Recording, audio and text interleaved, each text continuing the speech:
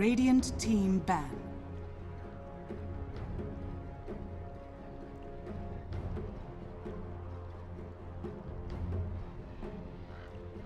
Phoenix's turn to ban.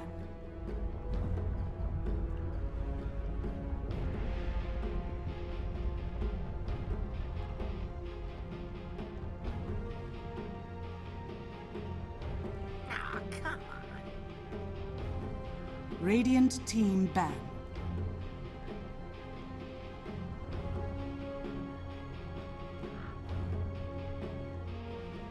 Ladies and gentlemen, hello and welcome back to the Summit 5 Southeast Asian Qualifiers, game number 2 between MVP Phoenix and Execration. I'm Lyrical Dota, joined today by Scansor. I gotta give full disclosure. I let that Seconds remaining. Reserve time.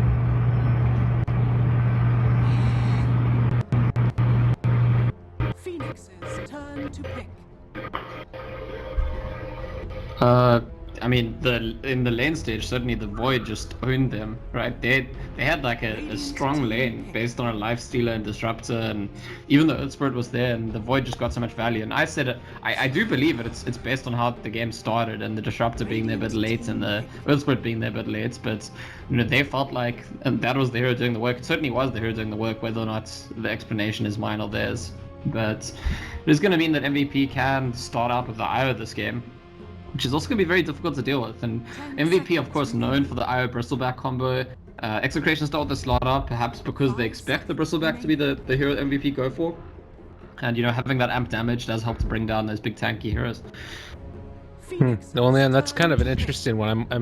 I'm almost wondering, one of the things that we've seen people do is go like just IO Drow first two picks. I can't remember which was it, a game that we were casting just the other day, or was that NA Dota? Okay, it was. We did it yesterday, but it's I mean, like, MVP's thing is IO Bristleback. That's their thing. Right. You know, other teams in the world are doing IO Bristleback because MVP do IO Bristleback. That's Newbie have been doing it. It's strong. A lot. I think I saw Complexity do it. All the strong teams are trying to figure out how to do it, or how to beat it, because MVP have done it so well and for such a long time. This goes all the way back to last year when March was still on the team. He's the one who actually used to play the Bristleback in this combination. So I had to show his former teammates how to do it once he left the team.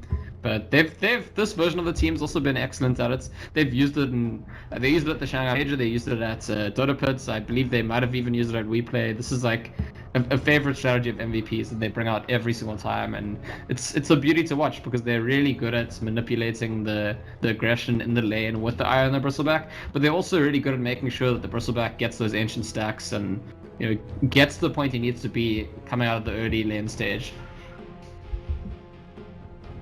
The most important things is with this type of lineup, like Bristleback obviously can scale pretty well and he can catch up in terms of being able to get those ancient stacks. So to me, it feels like it's sort of a dual strategy where either A, if you get off to a hot start there with IO Bristleback, you can just command a lane and dominate that completely, or the other option for it is just to, you know, take the IO out of the lane, get Bristleback, let him get whatever he can possibly have in lane solo, and then he just stacks up the ancients for you. So either way, it ends up working out pretty effectively, and it takes a lot of coordination whenever I see it to really shut it down. But as far as the other heroes and what we're going to be seeing built around it, it's going to be the DP band as well as the Oracle. Is that something that's a little bit of a problem for that type of strategy, is actually finally finishing off those towers, and something like a DP would help to accentuate it? I mean, I don't think it's necessarily a problem for it. It's more that if you add that, then it's just too overwhelming. There's too much you have to deal with early on. It's impossible to deal with. You know, having to deal with the early DP exorcism and the Bristleback with the IO, that's just not something they want to have to face up against. But I do think that MVP, it's quite clever to start the draft with this combo. It's not, they don't always first phase it when they pick it, but this is kind of like we just beat you down in game 1. It was a pretty stompy game, and now we're gonna take the combo that we're well known for beating down everyone with, and it's a test of mental strength for Execration. It's like both in the draft and in the early stages of the next game. It's really a test of their mental strength that they've lost the game convincingly, and after that have to go up against like the proven scary combo of the team. Right. You know, it's terrifying, and I think, you know, you're seeing here as well that Phoenix know what it is that's going to come about and really be a problem in this. They're banning out that Ancient Apparition, which is obviously a classic combo there. Earlier on, I think also just the response. Part of me wonders if it's also a response to the Faceless Void ban, where that's one of the heroes that I've seen time and again be able to really punish a Bristleback. That, and in some ways, a silencer with the new way that Arcane Curse ends up working, but I really do think that Void with Time Dilation might be one of the best counters to Bristleback nowadays, just because you rely so much on those spellcasting abilities. But for now, Execration are going to go for an Earth Spirit, another nice little way to deal with it. You just kick them away if you want, or possibly throw out the silence, but it's not still a great answer completely, because you do need damage eventually to bring these guys down, and maybe the Slardar is going to be able to amp up somebody else enough, but with the Juggernaut already getting taken, who do you feel like is one of the good answers? Is it just another Lifestealer at this point, or what's the play here? I don't think Lifestealer is the play. I think that the Wisp makes it too easy for them to kite the hero around. Even the Bristleback can kind of naturally. I mean, sure, it's a strength hero, but it's not Lifestealer's favorite strength hero to chomp into, put it that way. And Juggernaut's not great either for the Lifestealers to chomp into. Like we saw in the last game. I mean, I also just think that from the last game, as much as they ban out the Void because they're terrorized by it, they also feel like, you know, that Lifestealer, which was supposed to be such an ownage, like, safe pick, just wasn't, and might want to do something different this time. Yeah. Well, and that's certainly different. I kind of like it. It's something else that's going to allow them to maybe sort of get in on top of the IO. You still have to worry about some issues with kiting there, but if Timbersaw is able to get a nice Chakram and combo that together with the Timber Chain, IO's just going to explode. And Witch Doctor, a fairly okay answer. It's not the greatest of lockdown, but that is definitely something that MVP are missing with this draft. Yeah, Io and Bristleback are both strength heroes, so obviously Timbersaw's gonna match up pretty nicely against them, and it is more difficult to kite than the Lifestealer for sure. Witch Doctor, I'm not even sure if it has anything to do with the Timbersaw pick. It seemed like they were just planning to pick Witch Doctor. The combo here, MVP run this all the time, it's just your healing with the Io. It's just to have the Voodoo Restoration as well as the Io's healing, and probably the Bristleback buys a mech, and you have a Juggernaut with the healing ward. This is basically a healing strategy, right? This is just like a... you really, anytime you go in for kills against MVP, you need to burst those kills down almost immediately, because if you don't, every hero is going to heal each other.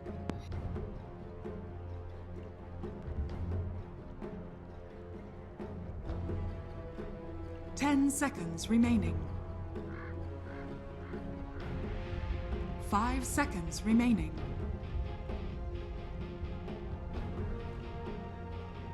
Phoenix's turn to pick.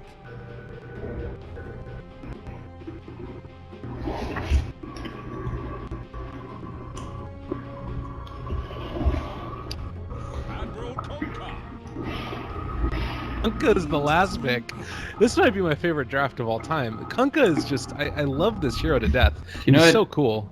And the reason it's exciting is this is a core Kunkka, right? So they've got a Witch Doctor and Io. This is like, we've seen quite a lot of Kunkka in the last couple months, but it's always been support. And this hero was primarily a core back in the day, like a year or 2 years ago, when it was popular. You know, you'll go back the throwback to Sing Sing Kunkka, where it was one of his main heroes, and he was kind of famous for being really good at that hero. I don't see any reason why this hero can't come back as a core. Primarily because there was an addition where Tidebringer is not necessary. You can like turn off Tidebringer's autocast, which means that you don't have to push the wave. Like, as a farming hero, one of the issues this hero had is that you naturally farm by pushing the wave in from the very beginning, from early on. And later on, it's good to push while you farm, but in the lane stage, you don't really want to push when you're farming. And right, that's been changed now, so you get to decide. If you're going to use your cleave to harass the enemy, that's fine, you can push the wave. But they're not there. If you're not getting the harass hit off, you just don't have to use it. You can just, you know, last hit the creep. So the hero's been buffed many times. I mean, that's one small thing I'm kind of fixated on. But you put 4 healers on a team, and then you add Coco's Rum.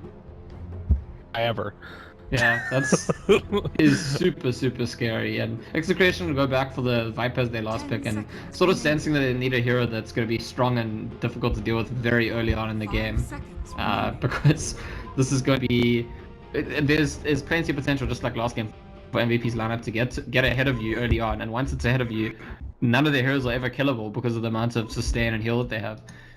I'm so excited for this. Like, full disclosure, Kunkka, we gotta wait for the toilet. Kunkka is my favorite hero of all time. I just think he's so dynamic and the things you're capable of doing. I really want to see how QO builds him this game, particularly for the skill build, because there's been a lot of changes as far as how you can do it. If you want to go for the more damaging output and just sort of rely upon your skill at being able to guess the torrents, then you can max that out and you do a pretty tremendous amount of damage. I mean, it's a 300 damage nuke, and you add on to that the slow, it's DOT plus a nice little combo there together with the ghost ship. But the big thing for me is just the getting a couple of points up in the X marks the spot, and then you end up being able to initiate from 800 range again on a, what is it, 8-second cooldown? Well, 1,000 range on an 8-second cooldown once you get up to level 4. If you have enough damage surrounding it, you basically just have constant initiation. It's awesome. Yeah, I think this hero is very, very good. I think it's sort of a eccentric pick when it comes to supports, and that's why we don't see it that commonly, because supports have like very important roles at the moment, and usually you want a support that does this, a support that does that, and Kunkka needs to kind of fit in. As a core, I really think the reason this hero hasn't come back as a core yet is just because there's a limited amount of time for people to explore heroes. I really think that's it. It's like, you know, there's a patch after patch after patch. What you see is the meta develops within a patch, and part of the reason for that is that you can't like, oh, there's a new patch, let's test out all 100 heroes and see what's best. Like, it moves through sets of like these 20 and then maybe another 5, then another 5, and then we get there. And I think this is a hero that can be a mainstay. I'm also excited for it and sort of hoping that it proves itself in this game.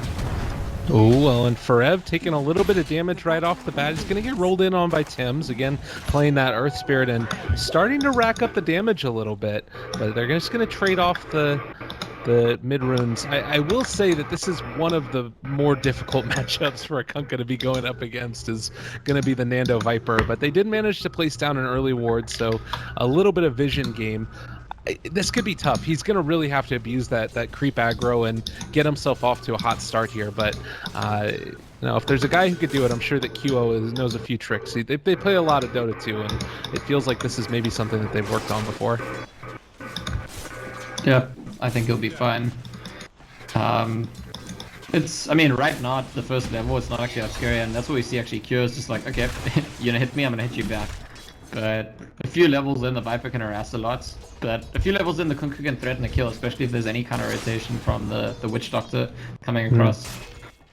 Well, and you can see already they're going to battle Blazeberry up in the top lane, and RR gets caught. One more lucky bounce might have been enough, but the Crush is going to come out, and that dissuades MP from going any further. The tri lane against the MVP Bristleback IO is so far working out somewhat okay. It's still a tough one, though, because it's safe lane Timbersaw, and we haven't really seen him be able to punish the Forev Febby duo as of yet.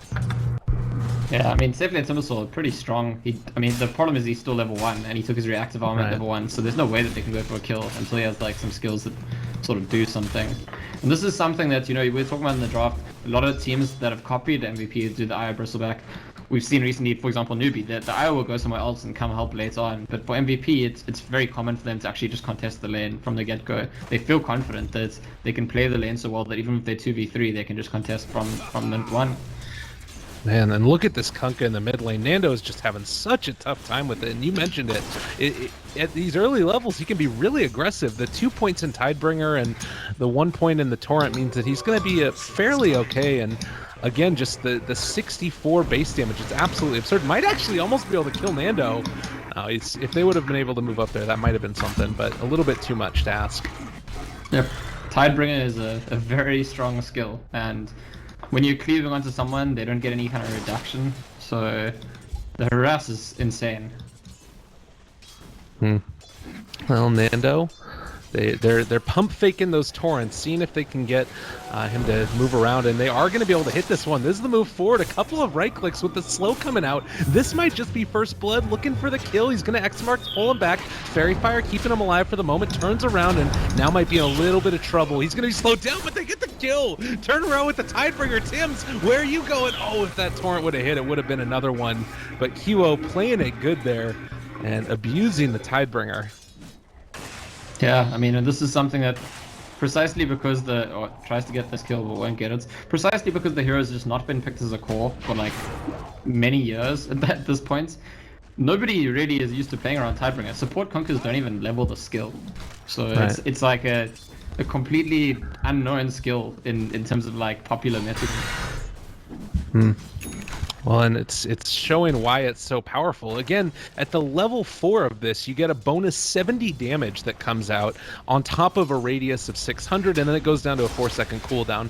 It's so hard to stay in lane against this spill, and actually QoE taking a little bit of damage here. Now this is showing off the power of Vipers. The 2 points in poison attack are really punishing him, but even still, it's a great laning stage already, and it's just going to hit Nando one more time with the torrents. Man, he's just been on point with them. And he's going to... What is the here? You know what Kyo just did? Oh, yeah.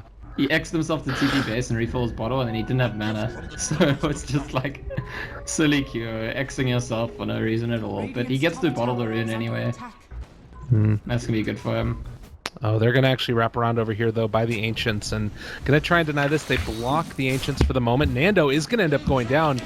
Guess what? Kunkka with the IO is still pretty strong, and they end up being able to find a kill after the Torrent. But yeah, this is the other part about it, is being able to have that X marks the spot and then into a TP scroll, but you need to make sure that you have enough mana for it if you're going to hit that combo right. Yeah, I mean... I don't know. Looking back at that bot lane, I just see the Bristlebacks being shut down, but he's not. He's still having a good time. Ancients are getting stacked. Witch Doctor comes across to get another stack now, and this is like, you know, last game I was saying, at the time the Bat Rider gets to blink, there needs to already be an answer for Execration at that stage, and this game it's going to be at the time that the Bristleback clears that stack. You know, if Execration had not kind of laid their claim on the game yet, at the time the Bristleback takes the stack, the game's going to get pretty out of hand. Well, and they also do have eyes that this is going on all the time. Like, they're going to go in here and try and deward it. Just barely misses that sentry ward, unfortunately, and so they're going to be able to make it happen.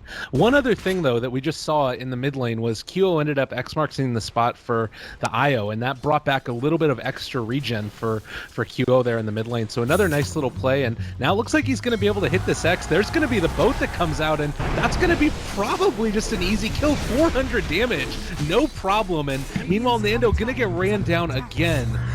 Oh my god, QO showing off the power of this hero. Again, at level 6, 400 damage from the ghost ship, and then you also get the extra 180 damage on Torrent if you hit it. It's just absolutely tremendous. Yeah, and don't forget the Tidebringer damage as well. The damage output of this hero is really good. It's got disable, it's got all these tricksy things it can do. It can farm, it can split push, it can carry. It's a good hero. Yeah, it's too bad we're both fans of the hero, so we're not going to have any kind of like back and forth criticizing it. It's kind of like we're the Kunkka fan club. That's fine. It's good stuff. Ho ho, matey. I don't know. I like to talk like a pirate as well. Now Forev not only going to be able to take the stack of Ancients, but also running in here and going to take the stack on the hard camp. It should be relatively even. Well, actually...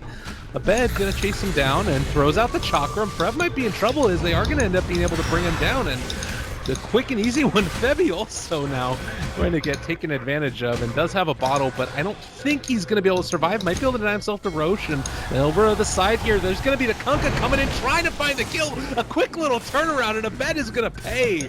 Oh, QO. My heart beats still. That was wonderful. He is having so much fun. I could just imagine him playing with a huge smile on his face right now, and yeah, Bristleback goes down, but not worth it when you lose both those heroes. The Aya even gets out, and one thing that will be different this game is that Febby is not going to be beyond godlike playing Aya. That's never going to happen. I will take any kind of bet. But I think as a support player to get one beyond godlike, it's probably enough for a few weeks. It's true. Yeah, it's a nice thing whenever that ends up being able to happen. They're going to roll in onto QO. Doesn't have a boat right now, so none of those buffs are going to come through, but Febby trying to heal him back up. They do have a lot of damage output can be leveled against the side of Execration here if they're not careful, and moving them into range, they are actually just going to blind Torrent. Again, he does have boat back up in 3 seconds, but they're holding it off for the moment. And again, oh, the X marks the spot. He can go back to base if he needs to. They don't have to worry, really. Oh my god. MP, a quick Omni Slash. Kills off Slardar. Yeah, and this is going to be the tower kill as well. And Bristleback's going to get to level 7 in the spot lane and then go clear the stack. Although the stack isn't that big because it has been, I mean, look at all those sentries. Okay, this is a kill finally for the side of Execration. Getting that eye on the rune.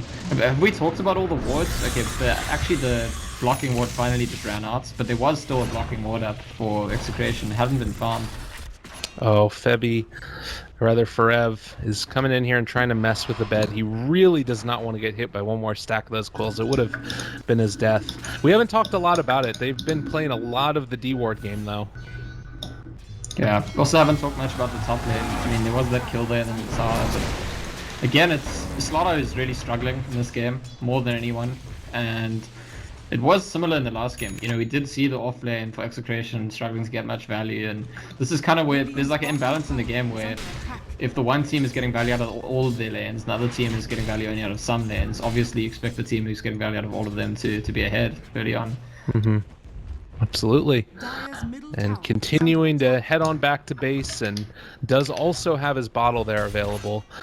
Forev is going to start building into his mechanism. Should have it before too long, as on the chicken is going to be the buckler recipe and the last ironwood branch that he needs. But you're looking at the net worths right here, and a 4K across the board. Meanwhile, the Timber Saw and the Viper are doing a decent amount, but it's pretty clear that they haven't even built into this little, pile of ancients that are here. So as soon as the Bristleback comes over to take that, they're going to be in such a great position. Oh, the yeah, three-person smoke gang. Yeah. Well, they might be able to find something. Still only 1 point in X, so they really have to land the first torrent to set this up. It'd be pretty hard to find it otherwise, and they're gonna go for the torrent, don't end up being able to get it, and didn't hit the X either. So QO gonna get a little bit of a increase in the movement speed and might be able to find this. Dubu also gonna end up dropping pretty low, and they ended up losing the IO for it, but should still be fairly worth it. Dubu dropping low and drops the boat. This is just gonna try and make sure that they're able to get out of there, gets the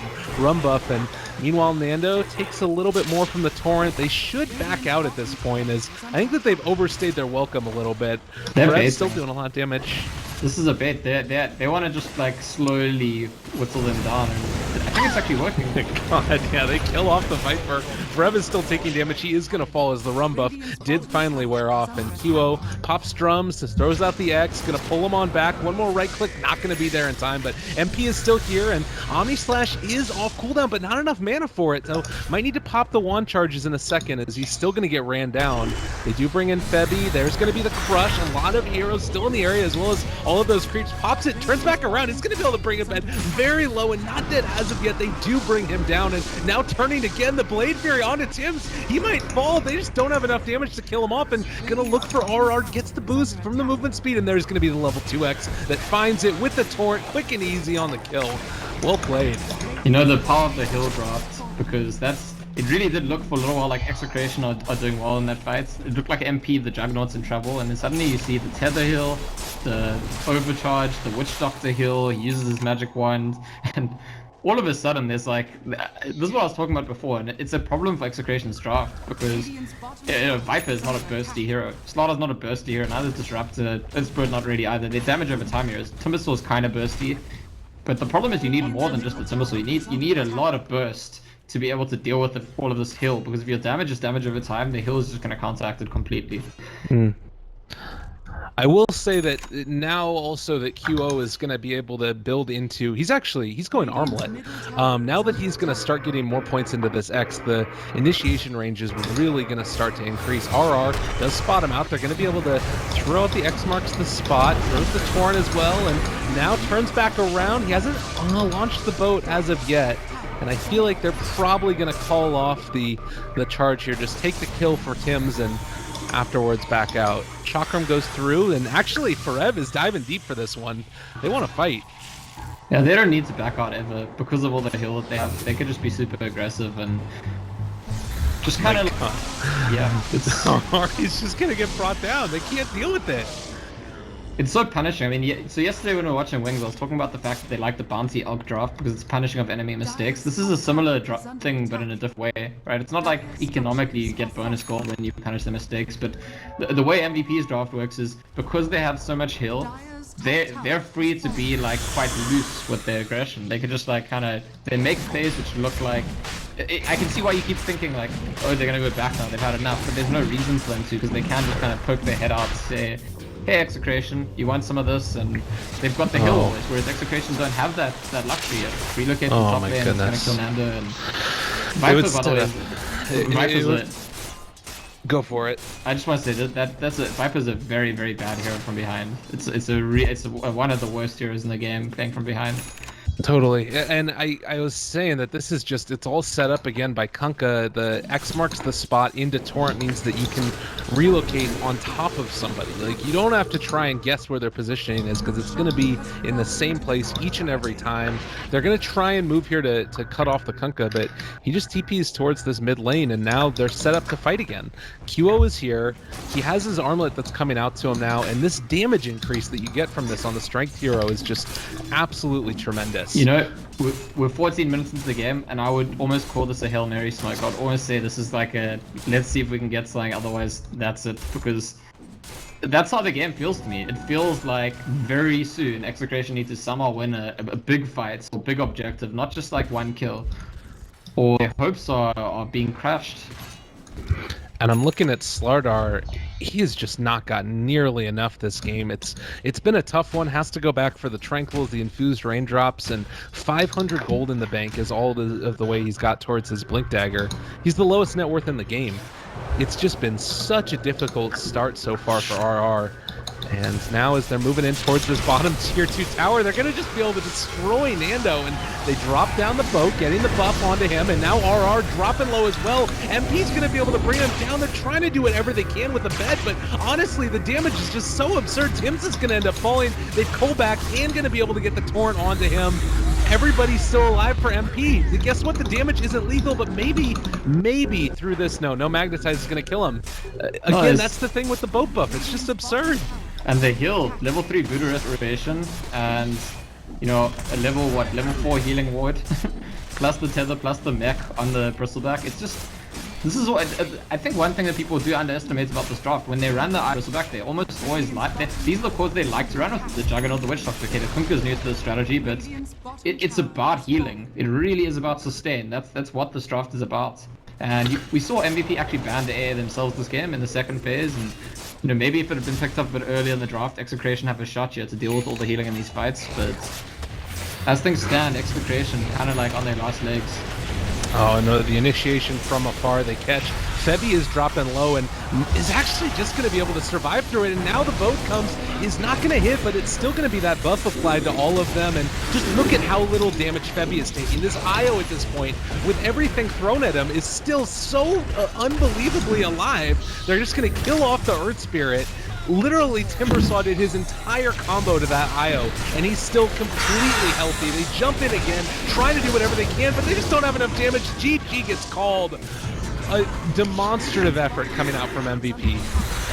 Yeah, it's like, yeah, I don't even know what to say. It's just that's how the draft works. They have so much heal, they have so much sustain. There's some of these fights where MVP are not, in terms of like the execution of how they're going for the kills, it's almost sloppy, but I want to say almost deliberately so. They allow themselves to play fast and loose because they recognize that what that leads to is a chaotic fight where Execration feel like, oh, there's opportunities for us, we can actually go in. And that's the trap. Once